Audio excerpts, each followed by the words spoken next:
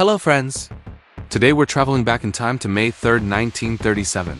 Around 8 p.m., a majestic aircraft takes off from Frankfurt, Germany, heading across the Atlantic Ocean to New Jersey, America.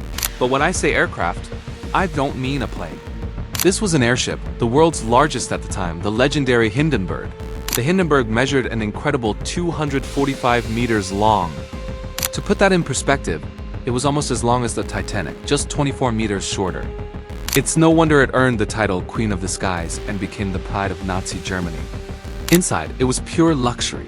Separate sleeping rooms, a fine dining room, a lounge with a grand piano, and even a reading and writing room.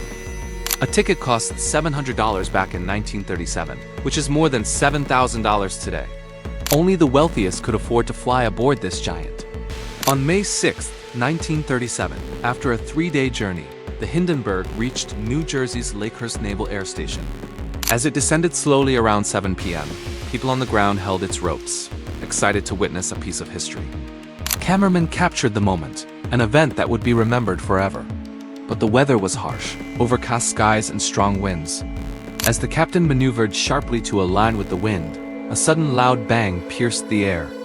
Within 34 seconds, the mighty Hindenburg was engulfed in flames, completely destroyed. The actual crash of the Hindenburg, an airship destroyed in less than half a minute, seared the skeleton of what was once a mighty aircraft. The disaster shook the world. Investigators quickly proposed 3 main theories. The first was sabotage. Some believed anti-Nazi activists planted a bomb to destroy Germany's pride. Others even suggested Hitler himself was behind it. Why? Because the airship was named by Hugo Echner, a man who openly opposed the Nazis. Another theory pointed to static electricity. A static charge may have built up on the airship's metal frame during the stormy weather. One tiny spark could ignite the highly flammable hydrogen gas, and the pilot's sharp turn might have been the trigger. The third theory was a simple lightning strike. With the stormy conditions, lightning could have easily struck the airship, igniting the hydrogen. Decades later, the most probable cause was determined to be a hydrogen leak ignited by static electricity. But to truly understand the Hindenburg, we must first understand the history of airships. Flying is so common for us today, but centuries ago, it was a distant dream. In 1507, a man named John Damien in Scotland tried to fly using chicken feathers, and as you can imagine, failed spectacularly. By the 1770s, the Montgolfier brothers in France made a breakthrough with hot air balloons, discovering that heat could lift a lightweight structure.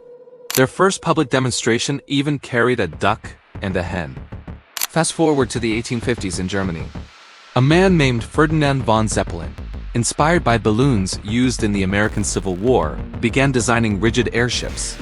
Despite repeated failures, storms, and constant financial struggles, he persisted. Finally, in 1900, the first Zeppelin LZ-1 successfully flew for 20 minutes. After several more trials, improvements, and a lot of fundraising, Zeppelins became a reality. After Zeppelin's death in 1917, Hugo Echner took over the company. He had a new vision: to transform airships from military machines into commercial aircraft. By 1924, the LZ-126 flew over 8,000 kilometers in 80 hours to America, where it was welcomed as an angel of peace. The next model, the LZ-127, became a luxurious passenger airship, setting a new standard for air travel. The Hindenburg followed in 1936, embodying speed, luxury, and grandeur, until its tragic end just 1 year later. After the Hindenburg disaster, the reputation of airships plummeted. Hydrogen was proven to be dangerously flammable, and the safer alternative, helium, was largely restricted to America. Meanwhile, airplanes were rapidly becoming faster, safer, and more efficient. Planes could cruise at 700 to 1,000 kilometers per hour, while airships barely managed 100. The golden era of airships faded away, and with it, the experience of a calm, majestic Zeppelin flight was lost to most of us. But there's hope on the horizon. In 2017, a UK-based company called Hybrid Air Vehicles tested the Airlander 10, now the world's largest aircraft. It uses safer helium gas, offers eco-friendly travel, and promises a silent flight experience. This could bring airships back into commercial use as soon as 2030. Imagine flying slowly above cities and landscapes, gazing out of huge panoramic windows, a view our ancestors once enjoyed. The Hindenburg disaster is a powerful story of ambition, innovation, and tragedy. It reminds us of human curiosity, our courage to reach for the skies, and the hard lessons learned along the way.